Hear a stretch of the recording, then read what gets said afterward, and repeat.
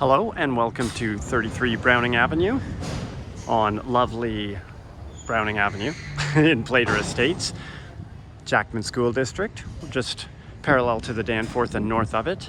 This house is going to have a lot of original features. It's an estate sale, so there's going to be some elements that need work, but you know, people have been living in it quite happily for a long time, and you have two choices. You can go at it as a full renovation, and I'll be speaking to elements of that, or you can just put some band-aids on it, and it makes a very lovely family home that's affordable in an amazing area. The front, these trees, I mean, could go, and you could utilize more of this space for something more relevant than a little seating nook. Our front porch has a lot of the original elements, which you'll see throughout the house, like these finials in here. Nice original vaulted ceilings, light fixture. The door is upgraded and has thermal pane windows. There's some stained glass there that's got some thermal coverings. And then we open up into a lovely foyer with turned stairs, kind of a mission style stairwell that turns. One landing there, second landing, and then it ends at the top. It's got a little closet here. There's your stained glass there. There's another set of stained glass over at the top of the stairs. There's some wall sconces. We have French doors into a living area. If you're curious of how to lay this area out, I have digitally staged it in our marketing material. It's a wood burning fireplace. I would have that inspected before its next use. It was used, but it's always prudent to have a wet inspection done to that. These windows are nice solid wood windows, but some need some repairs. So stay tuned for that. More wall sconces. The wiring is updated, but there's still a breaker panel, a really nice breaker panel. Not a breaker panel, I'm sorry, a fuse box, and some breaker panels. It's a bit of a dog's breakfast, so you might want to consider rewiring the whole house. There's presence of some aluminum wiring, which is usually fine if you don't have baseboard heating and stuff, which this house does not. Just wanted to draw to your attention these lovely original pocket doors, which still function. I could close them all the way. It might be a little squeaky, but not bad. And then we've got a large formal dining room with some coffered ceilings. The gentleman that lived here was a big fan of cool ceiling fans. So these are actually pretty nice ceiling fans. And there's plate rails and a big window that looks out into a great backyard, which we'll show you later. And then original doors and trim into an original pantry. This is my favorite part of the house. And this part all has, so there's no rads in here, you'll notice, because this part and the kitchen is radiant in-floor heating. This kitchen is a big eat-in kitchen. You could have a nice eat-in area here. And it's got all the appliances, stone counter, under cabinet, double sink. It's all kind of ready to go if you want. Or you could tear this wall right out, open this right up into the dining room. Better yet, tear this whole back end off and add a family room, perhaps lowered to the grade level, so you can interface with this amazing backyard, which we'll show you in a bit. And then you could add another bedroom with a, the typical ensuite, everything that people want in a master suite. We have a side entrance if you're looking for revenues and a basement apartment. The ceilings are high. I will warn you, it doesn't get any prettier as we go down here, but it's good enough for checkers, as my pappy would say. So we've got a two-piece bathroom, or three-piece bathroom in here. It needs a little work, but it's, it's there. Now, this is a good indication of what the walls are like. And it should be noted that, all these walls should probably be stripped and properly waterproofed, and a sump pump installed. Now, there's a backflow preventer here. I believe the property has been replumbed to the street, but don't quote me on that. Usually that's an indicator of that happening.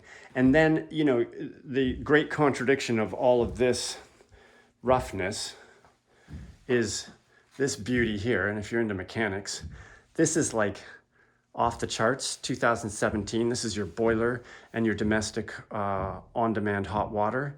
Beautifully installed, a wonderful system. That's your expansion. You know, this thing is off the charts. So please don't replace this. It's amazing, unless you're going to forced air. And then it's all for naught. And we've got a big room. So right now I'm 6'2" with my shoes on, and that's my ceiling height. And now I'm gonna walk over here and you'll see. So that's about 6'2". And there is, you will note, about a 2 or 3 or 4 inch buildup of a subfloor. So that is probably unnecessary. We've snuck all of our wiring in here. There's some original Romex, or new Romex, some armored cable, a few different panels, an old cast iron stack, which you can't see too well in there, which I would replace for sure. There's things to do down here if you wanted to, but there's windows, and this would be under the pantry. And another good example of the walls, the original walls. You should not put plastic over brick. Not a good idea. So, you know, take that down. But in general, this shows you the scale of this room. It's a great big rec room. And if you did expand out the back, you could build out the back. You could lower this even more and have a basement under the addition. But you're gonna find there's a lot of space in this house. And if you're doing the addition, you may just wanna keep it to the upper levels and do a crawl space under the additional family room and leave that basement as income or what have you. We're gonna go upstairs now. I should move quickly because we're already at 7 minutes. Oh my God, time, where does the time go? So we got a closet there, linen closet. A bedroom with a bay window. Oh, look, a fan. And a totally non-functioning display only mantle. Look, a fan. Incredible paint job, please don't change that. It's so fantastic. Fuchsia. It's coming back. Okay, do not be alarmed. This bathroom's okay, but wait. This is the $1 million toilet. I think it speaks Japanese to me. I haven't really programmed it yet. It's got a remote. Yeah. You know? So this is the master bedroom. So this is our 3rd bedroom. And you're gonna find that it wraps all the way around. So this is a natural place for a 2nd ensuite bath right beside this bathroom. And then you could build out, it's currently a sunroom, really nice and bright. So you could build out a family room above the family room, the master, make this into a 4th bedroom, and Bob is your uncle. So I didn't mention that there's a walk-through closet to the master here, but the master did have its own closet, and this closet above the steps has some limitations, but is effective. Okay, let's run you into the backyard, which this is a 25-foot wide property by 149 and some odd inches deep, which is quite deep. And the porch, all this decking was replaced in tandem with the neighbors. It's got this cool kind of louvered privacy element, which is all quite functional. It's got LED lights on a lot of the posts. It's got a dining area here, which is raised with a nice arbor over it. So nice. We've done some tuck pointing, you never know where. That's that big dining room window. And you can see how that one room juts out. Barbecuing deck, beautiful fieldstone path that kind of meanders through the backyard. In case you're getting winded, please rest here. There's also a little armor stone that you can rest at. And then we end at this really quite lovely shed, which has, for the kids, a lemonade stand. I don't think you're gonna get a lot of business back here, but you get the point. Nice, another raised deck, which is in good shape. And then you can sneak all the stuff you don't want people to see behind here. The ladder comes with the place, you're welcome. You know, this shed has a little bit of deterioration here and there, but actually it's not bad.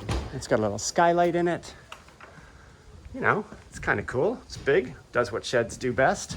It's even got a green roof. You know what I mean by that? A mossy roof, okay? And then this is the house from the back. Obviously, those back shingles on the sunroom need to be replaced. You're gonna see a little slope right there on the roof, on that sunroom. And again, if you're tearing that off and building out, then you're no problem. If you're not, you might want to just jack that up a little bit, but it's been like that for a very, very long time. And again, that's our alley to our side entrance. I think that's about everything. I thank you very much for joining me. If you have any questions, you can email Trevor at trevorbond.ca or see more listing photos and the 3D tour at trevorbond.ca. Cheers now.